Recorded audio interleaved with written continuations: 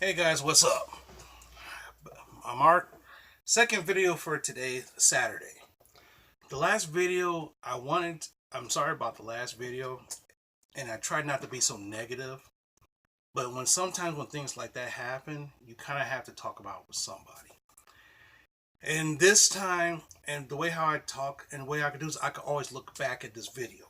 All the times when I do some stupid videos like that, where like bad shit happen, I can always look back and I say, okay, this is a learning moment for you. Okay. But like I said, right now I'm doing okay. I'm fine. I'm happy-ish. Happy-ish. But, I'm sorry about that last video. If you sat through it and watched it, oh, thanks. If you commented on it, thanks. You know. But that was just a warning that I did that. I did that also as a warning for everybody else. But anyway, that video should have been out 3 days ago. But for some strange reason, it never happened. So what happened is that right now I'm about to get. I'm right now. I just had my coffee, had some cereal, so I'm kind of had something to eat. I'm got my gym stuff ready so I can go to the gym. Since I didn't go last night, I'm gonna do a double duty. I'm gonna do legs and arms today, and then chest tomorrow, naturally. So what I want to do is I want to talk about some things that I got recently. For some reason, I've been wanting to watch this show for a long time. It's a show that in the 90s, when I was in college, this came out every Saturday morning. Whether I was hungover or not, I watched this show when I had the chance. It's called the X-Men. There's 5 volumes of it. I got all 5 volumes. It took me about a year to collect all these. The funny thing is, I watched the first disc all yesterday, and I'm halfway through this. This is the first disc, volume 1. It's 2 discs, of course, and I watched all of this yesterday because That's one of the reasons why I didn't go to the gym last night, because I was watching this. And right now I'm close to halfway on. I just started disc 2 this morning. And the funny thing is that me and my friend, I hung out with the other day, we was talking about this TV series. I said I got all of it. So I was like, man, if he could have had a TV and got a DVD player, we could have marathons. Fun. Okay. Okay. Now I did a video. For some reason, the video I did about me bagging and boarding my comic books, when I did the comic book haul, that went through, but the other ones didn't. I don't know why. Couldn't tell you. Stupid internet, I guess. So what happened was is that I found some books. Hold on a second.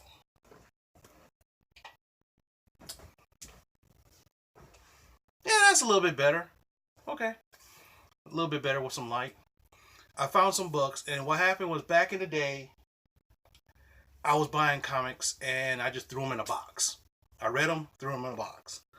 Read them, threw them in a box. And what happens? Some of them got bent up because I didn't take care of them. Now, bagging and boarding doesn't really protect them. It helps.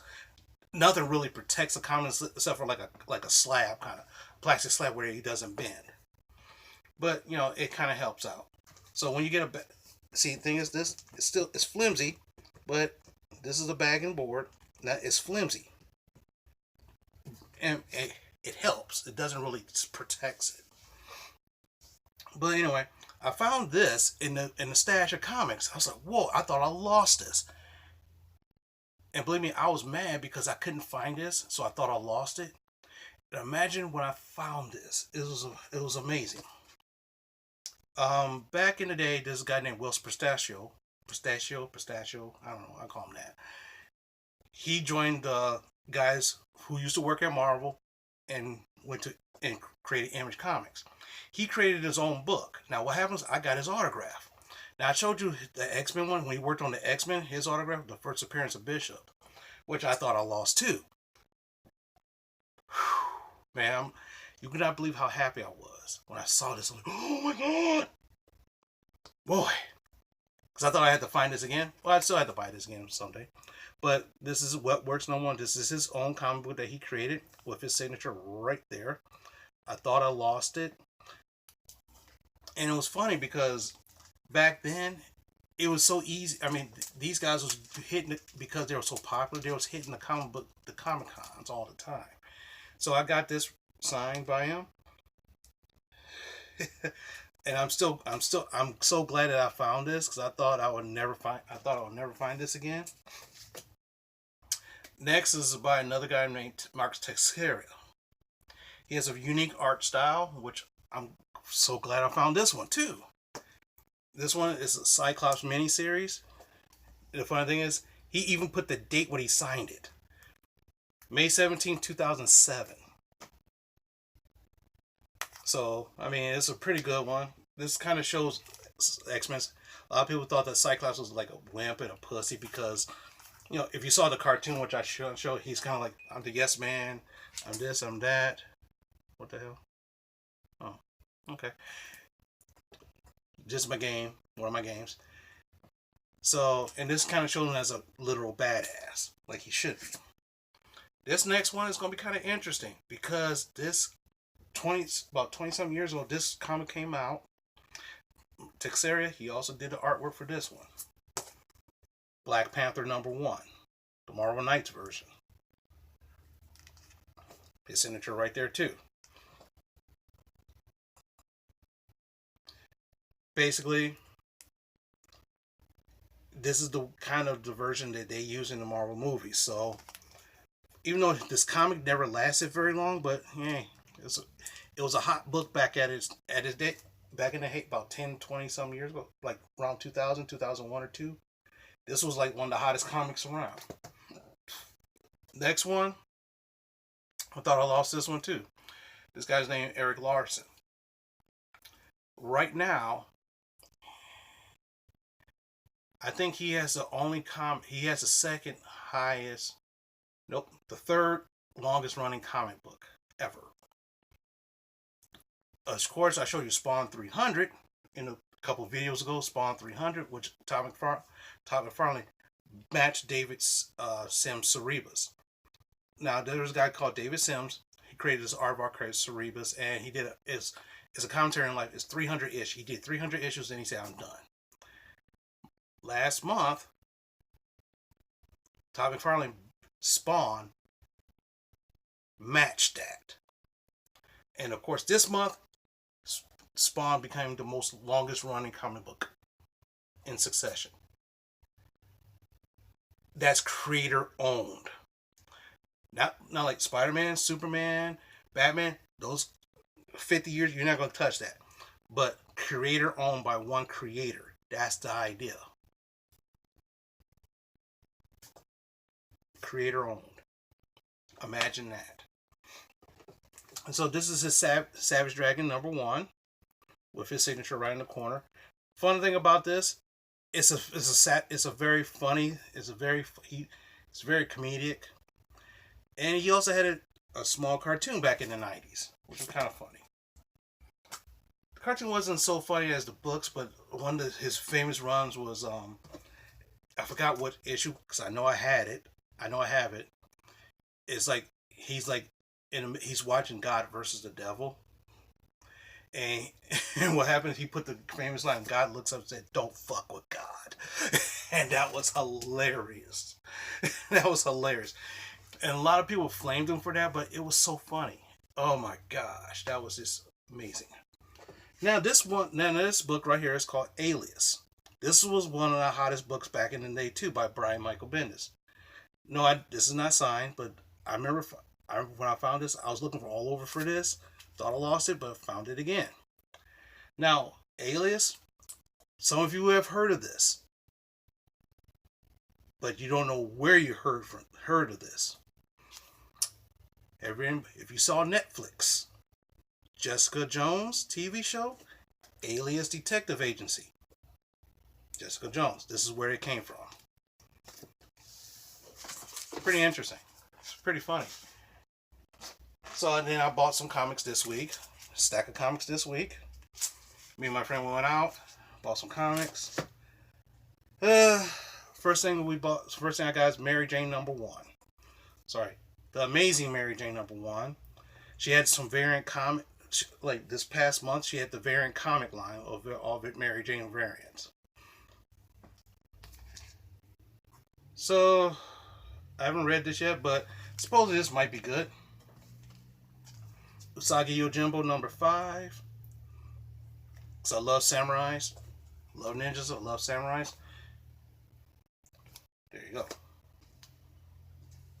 Star Wars 73, waiting for issue 80 because it's issue 80 or 80 something. It's when they're going to end this run.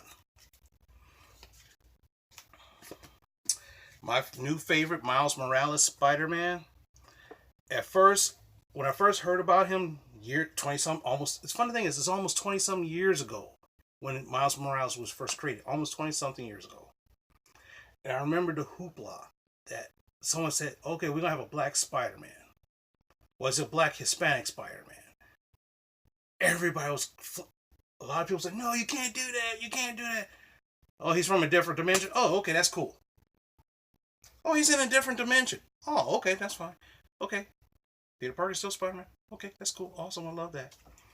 Then what happened was in that the other Ultimate Comics storyline, he became so popular that they brought, and then when they closed that out, they brought him to the mainstream. And he's popular, especially if you saw Into the Spider-Verse, which is basically features him. As you can see, why a lot of people like this guy. I like him. At first, I didn't think I was gonna like him, not because of token characters. Some people call him a token character. I call it a legacy character. It keeps the legacy going. I mean, hell, Batman has token characters, but no one complains about that. Superman has token characters, but no one really complains about that. But anyway, next is Doctor Doom. I heard this was going to be a really good book to read. So I heard, and it's drawn by Salvador Larroca, who's also he's also a very good famous art style. So can't wait to read this. Of course, my DC Detective Comics. Decided I was going to keep Batman for a while. So far, I'm kind of liking the stories. When I get bored, I'll just switch it. And of course, Flash, which is now my #1 favorite DC character. So like I said, I'm liking this a lot. I might do a little switch up on my books a little bit to get more variety. Thing is, my comic book store, you only could reserve 11 bucks a month. So if you want to read 20, you gotta buy 20 off the shelves. I'm like, nah, that's too much. Next is Amazing Spider-Man The Carnage tie-in, which is a cool cover. I was like, okay, cool. Now this is the one thing I was trying to talk about. Spawn 301 finally came out. I believe this is a variant cover. And you see he has the crown because he has the longest reigning independent comic book that's out. He beat Dave Sims Cerebus by one issue. The third one, so far as I know, right now is Savage Dragon with 280. So that's fine. Now the funny thing is, this is the front. The back side says thousands of pages, hundreds of characters, dozens of creators, 7 image partners, 3 decades, 1 record. And it shows the picture of him with his daughter Cyan, holding Spawn #1. And this was like 20 some years ago, from 1992. And this is his daughter right now. So you can see that, and that's pretty neat. Funny thing is, me and my friend was talking about getting his autograph, but we had to go to Canada to get it. I don't know if I can go into Canada because of my drunk driving, so I'm gonna have to work on that. And of course, Ultimate Carnage #4. Absolute Carnage #4.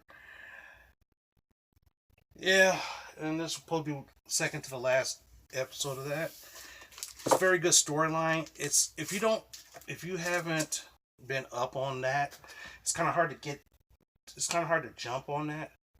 Also, I finally got Powers of 10 or Powers of X last issue, so I could actually read those. But other than that, like I said, I'm having a great day today. Got lots to do, lots to read. I still got a lot of comics to bag and board over the next couple of weeks. Trying to put some stuff together.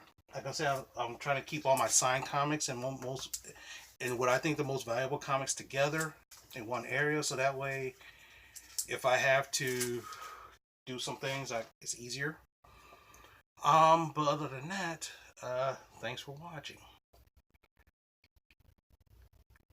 So I'm gonna watch a little bit more XMen, then I'm gonna head off to the gym, and having a great day. Talk to you later.